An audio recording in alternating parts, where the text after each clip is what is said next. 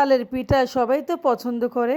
আজকে আমি শেয়ার করব চালের গুঁড়া দিয়ে এরকম পিঠা রেসিপি। কার কার ভালো লাগে অবশ্যই কমেন্টস করবেন।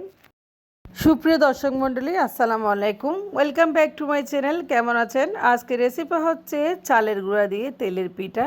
খেতে খুবই সুস্বাদু। এরকম পিঠা আসলে খুবই ভালো লাগে মাঝে মধ্যে।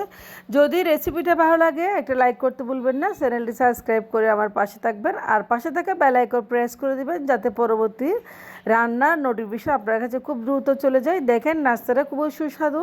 এরকম চালের গুঁড়ো দিয়ে ইনস্ট্যান্ট একদম পিঠা বানানো যায়। তো চলে যাচ্ছে পিঠা বানানোর জন্য। দেখেন পিঠা বানানোর জন্য প্রথমে আমি একটা বাটিতে নিয়ে নিচ্ছি 1 কাপ পরিমাণ মতো চালের গুঁড়া, আর নিয়েছি 1 কাপ পরিমাণ মতো আটা। তো আপনারা ময়দাও ব্যবহার করতে পারেন, আটা ময়দা দুটোটাই ব্যবহার করতে পারেন, অসুবিধা নেই। এক্ষেত্রে দিয়েছি আমি 1 কাপ পরিমাণ মতো চিনি। তো দিয়েছি এখানে কালো জিরা সামান্য পরিমাণে, আর দিয়ে দিব আমি এখানে সামান্য পরিমাণে লবণ। তো দিয়েছি অল্প পরিমাণে 1 চিমটি খাবার সোডা অবশ্যই ব্যবহার করবেন। সব কিছু দিয়ে চামচ দিয়ে নেড়ে চেড়ে দেখেন আমি অল্প অল্প পানি দিয়ে একটা ডো রেডি করে নেব নাস্তার জন্য। তো পানিটা অবশ্যই হালকা কুসুম গরম পানি হতে হবে। আপনারা ক্ষেত্রে ঠান্ডা পানি ব্যবহার করবেন না, যাতে নাস্তাটা খুবই ভালো লাগে। দেখেন আমি এখানে কুসুম গরম পানি ব্যবহার করেছি এবং গরম পানি দিয়ে ভালোভাবে একটা ডো রেডি করে নিয়েছি খুব সুন্দরভাবে। গরম পানিটা যেন খুবই নর্মাল গরম পানি হয়, যেন বেশি অতিরিক্ত গরম না হয়, সেদিকে অবশ্যই লক্ষ্য রাখবেন। দেখেন একটা ডো রেডি হয়ে গেছে। আমি এখন রেস্ট রেখে দেবো 20 মিনিটের জন্য। তো 20 মিনিট রেস্টে রেখে দিচ্ছি। 20 মিনিট পরে আবার চলে আসবো নাস্তাগুলো বানানোর জন্য। 20 মিনিট হয়ে গেছে। দেখেন কত সুন্দর একদম একটা ডো রেডি হয়ে গেছে, পারফেক্টলি একটা ডো।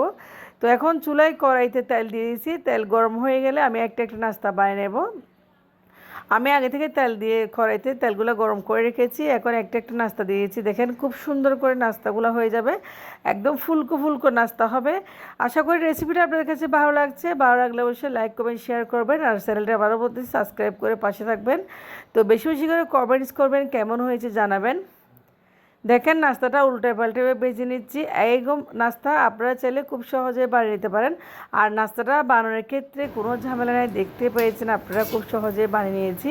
তো চালের গুঁড়ার পিঠা অনেক ভালো লাগে, আসলে অনেকে পছন্দ করে। আজকাল ডাক্তাররা সাজেস্ট করছে চালের পিঠা খাওয়ার জন্য। দেখেন পিঠাটা কত সুন্দর হয়েছে মাশাআল্লাহ, যেমনি ফুলকো হয়েছে তেমনি ক্রিস্পি হয়েছে। তো এরকম চালের পিঠা আসলে একটু ক্রিস্পি বা একটু শক্ত টাইপের হলে খেতে ভালো লাগে। তো এভাবে সবগুলা চালের গুঁড়া দিয়ে পিঠা বানিয়ে নিয়েছি। দেখেন পিঠাগুলো কতটা সুন্দর হয়েছে, আপনারা দেখে বুঝতে পেরেছেন। এখন পিঠাগুলো বানানো হয়েছে, আমি প্লেটে একটা সার্ভ করে নেব। দেখেন সবগুলা পিঠা বানিয়ে নিয়েছি।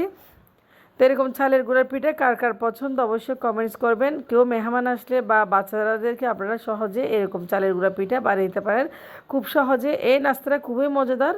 তো আশা করি ভালো লেগেছে আপনাদের কাছে। আল্লাহ হাফেজ। আপনারা